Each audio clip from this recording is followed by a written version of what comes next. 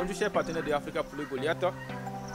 Et aujourd'hui, nous sommes dans notre ferme, dans l'une de nos fermes, c'est-à-dire où nous produisons uniquement les pintades de race améliorée. Voilà. Et dans plusieurs de nos vidéos, on a à chaque fois mis l'accent sur le fait que nous pratiquons le levage éco-responsable, c'est-à-dire le levage biologique, et tout ce que nous le faisons en amont, ce qui est en coordination avec la nature. C'est-à-dire quoi?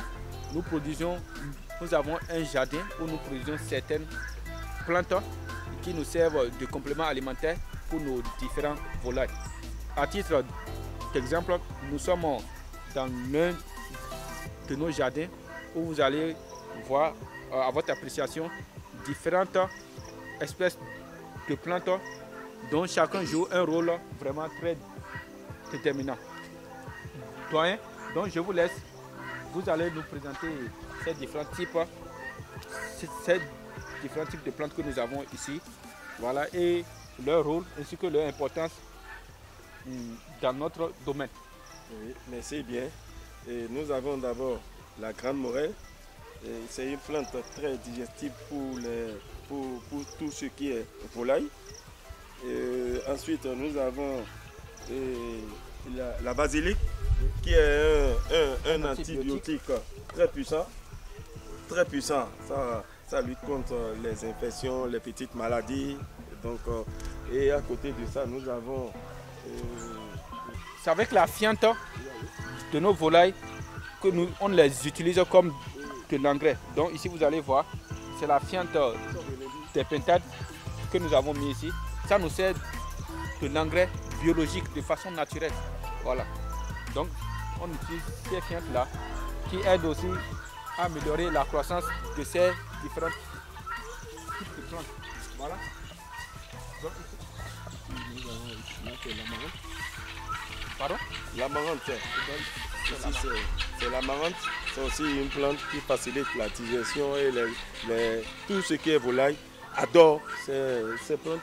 À côté de ça, nous avons aussi les feuilles de laitier qui sont facilement digestives aussi pour la volaille en général et en particulier pour les pintades de race améliorées ainsi que les poussins et Goliath. Bon, à côté de ça, nous avons aussi le vernolia. Comme on l'a dit, le vernolia c'est un déparasitant. C'est un déparasitant, un véritable déparasitant pour la volaille. Donc nous n'utilisons pas les produits chimiques. C'est avec le vernolia que nous déparasitons nos pintades. Et on les donne de manière cyclique une fois par mois. Et tout ça là facilite la digestion à leur niveau. Ceci étant dit, à notre niveau, il n'y a pas de place aux produits chimiques. Tout ce que nous faisons, l'élevage que nous pratiquons, c'est un élevage éco-responsable. Donc, ce n'est pas une liste exhaustive des plantes, il y en a encore plusieurs autres qu'avec le temps, nous allons vous montrer. Parce que l'alimentation constitue la base de notre suivi. Voilà. Voilà pourquoi nous devons mettre une exigence particulière en ça. Vous voyez la base, c'est de bâti.